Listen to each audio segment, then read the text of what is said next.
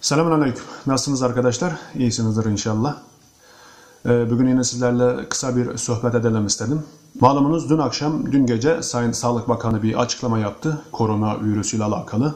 Bu konuda maalesef Türkiye'de bir tane bu virüsten etkilenen vatandaşımızın olduğu ve Türkiye'deki bununla ilgili alınan önlemler ve bundan sonraki süreçler hakkında kısa bir bilgi vermiş oldu. Bu açıklamada Sayın Bakan'ın söylediği çok önemli bir nokta var arkadaşlar, benim dikkatimi çeken.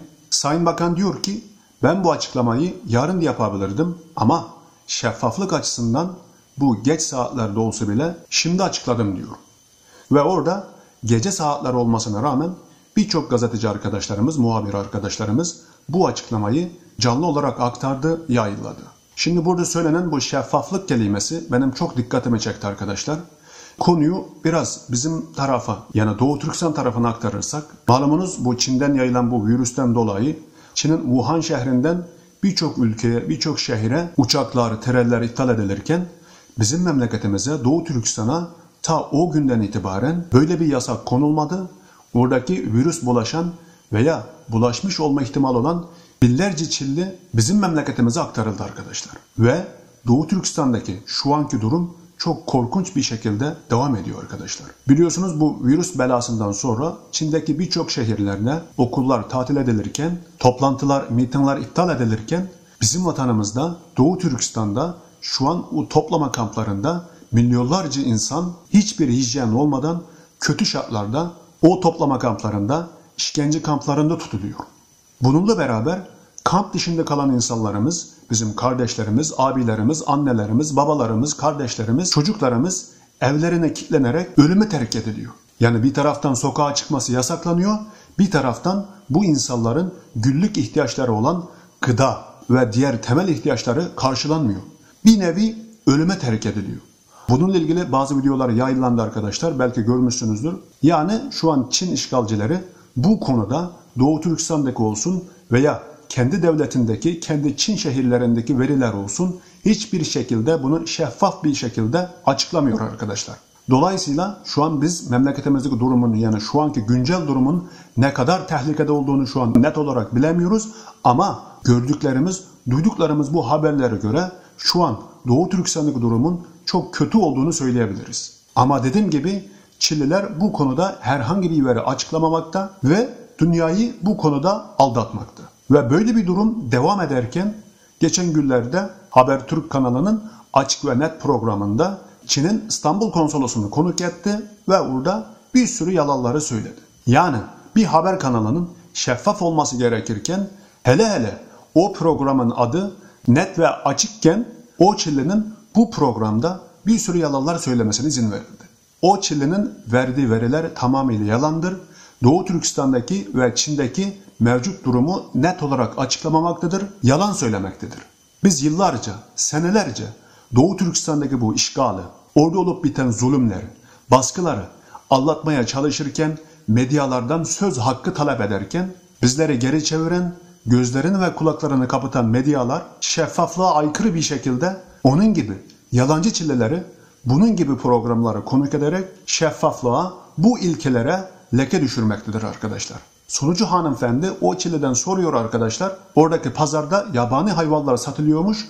Yani buradaki yabani hayvanlar hangisi diye soruyor. O Çinli utanmadan cevap veriyor ki tavuk diyor arkadaşlar. Böyle bir şey olabilir mi? Gözünü bile kırpmadan, mimiklerini, çenelerini bile oynatmadan sen nasıl böyle yalan cevap verebiliyorsun buna? Senin kaç çeşit yabani hayvanları yediğini, yiyeceğini dünya bilmiyor mu senin? Ve bu programda böyle yalanlara müsaade ediliyor.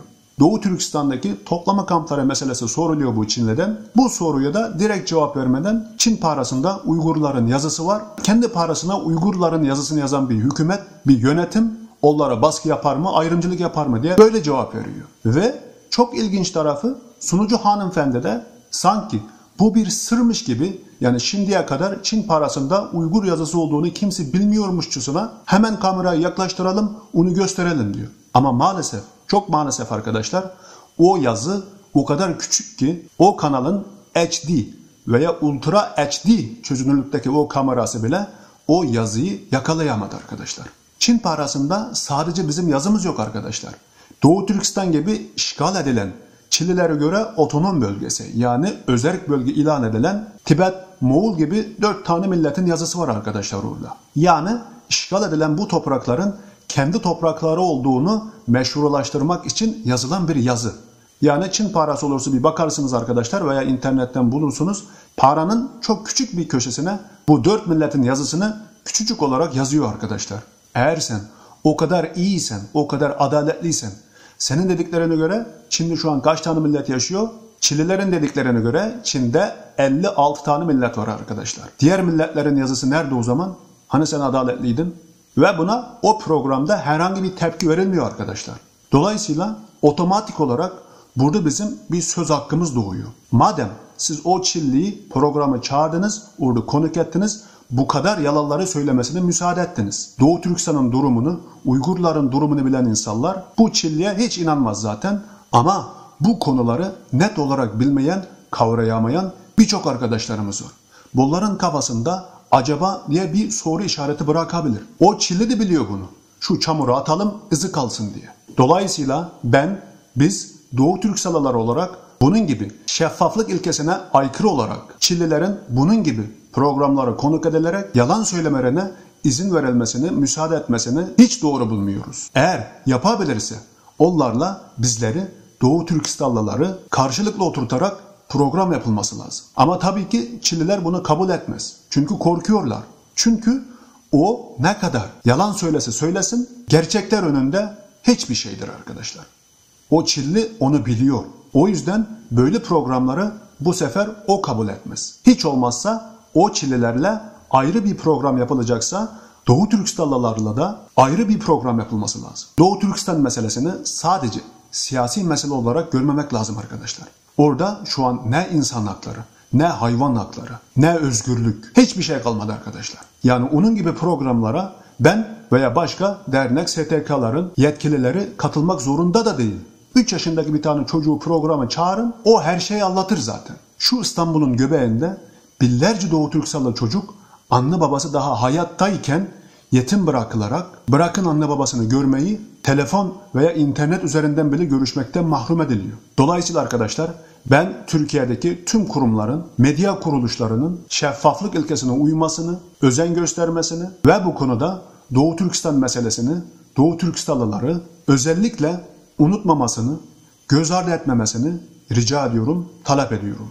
Ve dediğim gibi Habertürk kanalı olsun veya diğer kanallar olsun, yani Çinlilere Doğu Türkistan hakkında bizim hakkımızda söz hakkı veren herhangi bir medya kuruluşunun aynı zamanda Doğu Türkistanlılara da borçlu olduğunu, onlara, bizlere söz hakkı vermesi gerektiğini bir kez daha ifade ediyorum, hatırlatıyorum. Bu bizim son derece doğal hakkımızdır.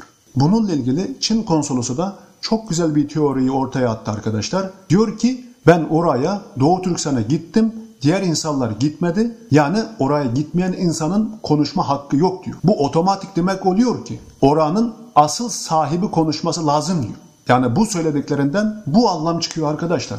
Eğer o Çinli sözünde duruyorsa tabii ki. Sayın Bakan'ın bu şeffaflık kelimesinden yola çıkarak konuları ta Doğu Türkistan'a kadar uzadı arkadaşlar. Doğu Türkistanlılar olarak hepinizi seviyoruz, destek bekliyoruz arkadaşlar. Yine tekrardan görüşmek üzere. Allah'a emanet olun.